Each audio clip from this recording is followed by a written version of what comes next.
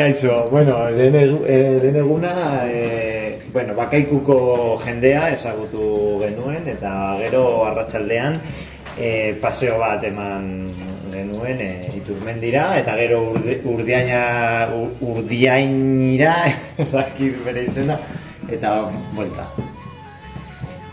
Gero bigarren egunean paseo bat eman genuen baso batera, betik joan ginen tren geltokia pasatu genuen, eta gero bide zuzen bat egin genuen, pista bat zen, eta gero itzuli ginen Bakaikura. Eta hurrengo egunean joan ginen autoz Araia interpretazio zentzu batera, eta hor bidai bat hartu genuen, Urjaitzi batera, eta bidean Sigantzan igeri genuen, eta hotza zegoen ura, oso hotza.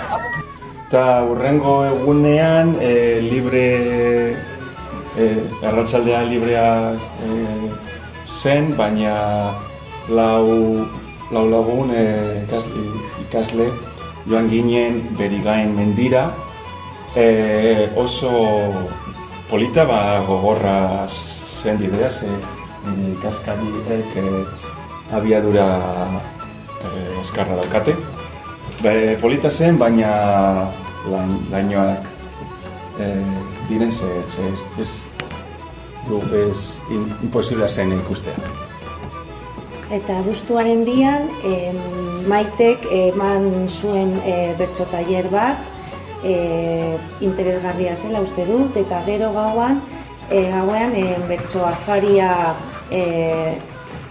izan genuen, eta oso ospetsu den bertsolari bat etorri zitzaigun, eta Altsasuko beste bertsolari bat da Edoia izenekoa, eta oso ondo pasatu genuen haiekin, eta asko ikasi genuen bertsolariari buruz.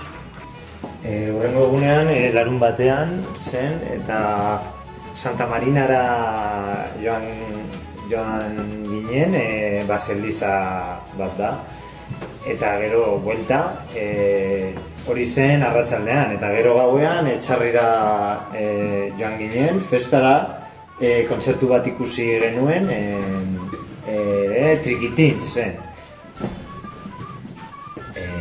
Hurrengo eguna, batzut, igerilekuan inguruan badago baso oso interesgarria milenariaren basoan, eta paseo interesgarria da. Eta, gero arratsaldean itzuli Bakaikura gara. Hurrengo egunean, abuztuaren 5 eta 6 oso interesgarria izan ziren, niretzat behintzat. Astelean biodibertsitateari buruz hitz egin genuen, Amaia Fusterrekin. Amaia aizti da bere enpresa, berak sortu dena. Eta oinez joan ginen Urdainera, hori putreak ikusten, eta txori askotako motako txoriak ikusten. Eta gero, nerabeekin joan ginen, eta gero txapelketa egin genuen hori, gure esagerak azaltzeko.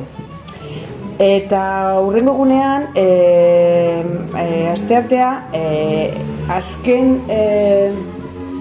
Bakaikuko artisau batera ikustera, bisita ematera joan ginen, Agustin da izena, eta berak brezos, ez dela orain gogoratzen nola da euskaraz, brezos erratxak egiten du.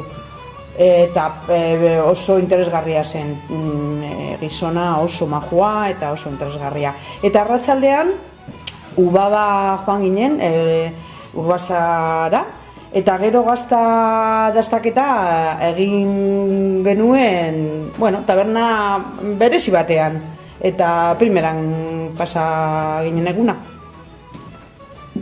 Eta gaur, abuztuaren 7an, etxarriko jaiak direlako bertsolaritza ikustera joango gara, elkarrekin, eta gero arratsaldean monumento megalitikoa ikustera joango gara, espero du ondo pasatuko dugula.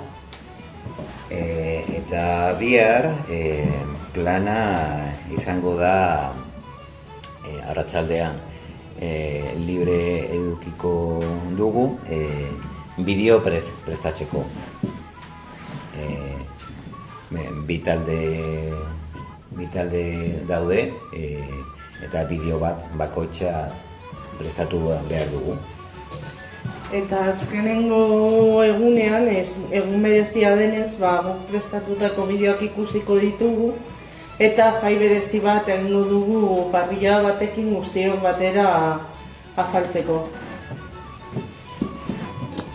Ni esker entzuteagatik. Mila esker.